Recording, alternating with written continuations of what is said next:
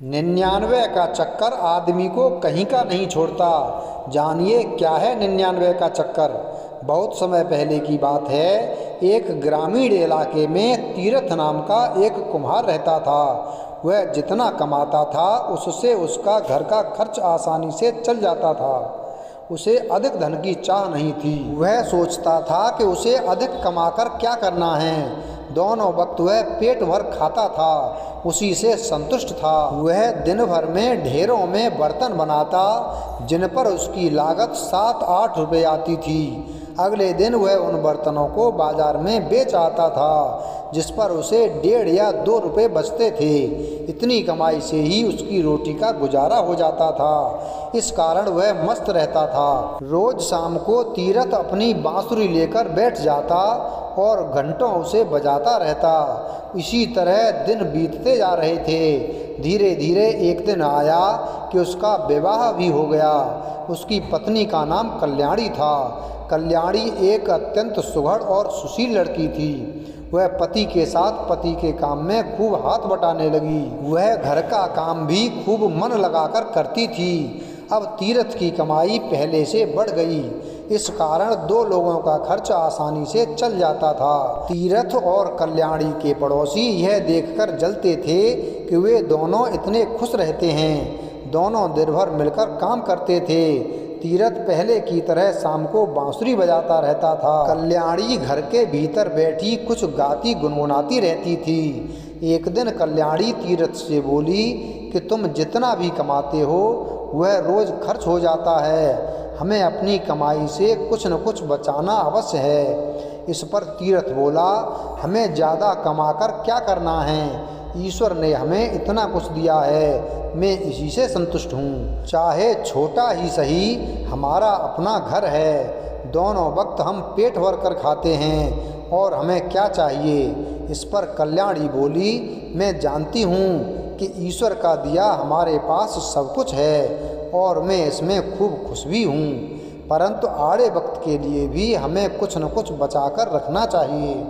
तीरथ को कल्याणी की बात ठीक लगी और दोनों पहले से अधिक मेहनत करने लगे। कल्याणी सुबह 4 बजे उठकर काम में लग जाती। तीरथ भी रात देर तक काम करता रहता, लेकिन फिर भी दोनों अधिक बचत न कर पाते। अतः दोनों ने फैसला किया कि इस तरह अपना सुख चैन खोना उचित नहीं है और वे पहले की तरह मस्त रहने लगे। एक दिन तीरथ बर्तन बेचकर बाजार से लौट रहा था। शाम ढल चुकी थी। वह थके पैरों खेतों से गुजर रहा था कि अचानक उसकी निगाह एक लाल मखमली थैली पर गई। उसने उसे उठाकर देखा तो उसके आश्चर्य का ठिकाना न रहा। थैली में चांदी के सिक्के भरे थे। तीरथ ने सोचा कि यह थैली जरूर किसी की गिर गई है। जिसकी थैली हो उसी को दे देनी चाहिए। उसने चारों तरफ निगाह दौड़ाई, दूर दूर तक कोई दिखाई नहीं दिया। उसने ईश्वर का दिया इनाम समझकर उस थैली को उठा लिया और घर ले आया। घर आकर तीरथ ने सारा किस्सा कल्याणी को कह सुनाया। कल्याणी ने ईश्वर को धन्यवाद दिया। तीरथ बोला, तुम कहती थी कि हमें आड़े समय के लिए कुछ बचाकर रखना चाहिए, तो ईश्वर ने ऐसे आड़े समय के लिए हमें उपहार दिया है। ऐसा ही लगता है। कल्याणी बोली, हमें गिनकर देखना चाहिए कि ये चांदी के रुपए कितने हैं। दोनों बैठकर रुपए गिनने लगे।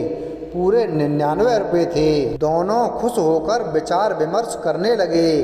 कल्याणी बोली, इन्हें हमें आड़े समय के लिए उठाकर रख देना चाहिए। फिर कल को हमारा परिवार बढ़ेगा तो खर्चे भी बढ़ेंगे। तीरथ बोला, पर 99 की गिनती गलत है। हमें 100 पूरा करना होगा, फिर हम इन्हें बचाकर रखेंगे।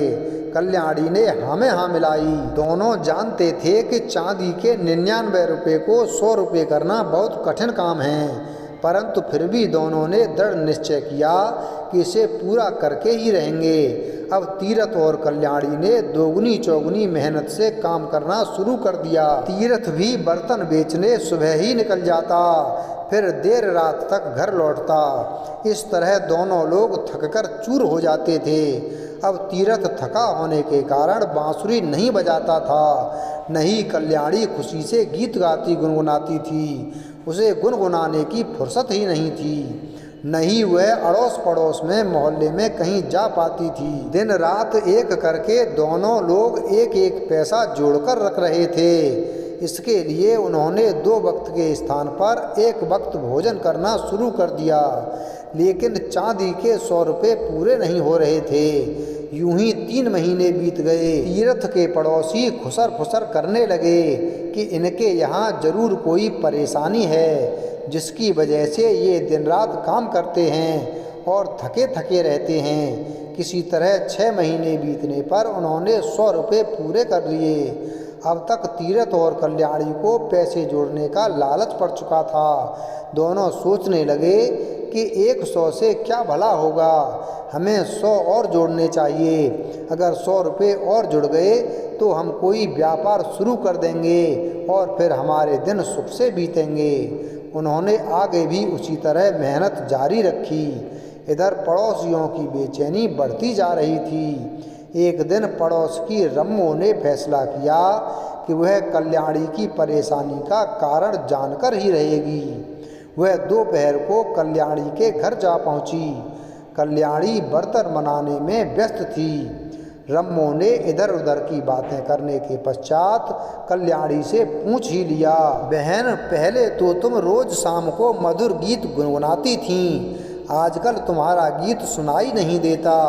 कल्याणी ने यूं ही कहकर बात टालने की कोशिश की और अपने काम में लगी रही, परंतु रम्मो कब मानने वाली थी। वह बात को घुमाकर बोली, आजकल बहुत थक जाती हो ना, कहो तो मैं तुम्हारी मदद कर दूं। कल्याणी थकी तो थी ही, प्यार भरे शब्द सुनकर पिघल गई और बोली, हाँ बहन मैं सचमुच बहुत थक जाती हूँ, पर क्या करूँ, हम बड़ी मुश्किल से 100 रुपये पूरे कर पाए हैं। क्या मतलब? रम्मो बोली। तो कल्याणी ने पूरा किस्सा कह सुनाया। रम्मो बोली, बहन तुम दोनों तो गजब के चक्कर में पड़ गए हो, तुम्हें इस चक्कर में पड़ना ही नहीं चाहिए था। यह चक्कर आदमी को कहीं का नहीं छोड़ता। कल्याणी ने आश्चर्य व्यक्त करते हुए कहा, तुम किस चक्कर की बात कर रही हो, मैं कुछ समझी नहीं। अरे बहन 99 का चक्कर, रम्मो का जवाब था। वीडियो अगर पसंद आया हो तो वीडियो को लाइक करें, चैनल को सब्सक्राइब करें और बेल आइकन प्रेस करें। धन्यवाद।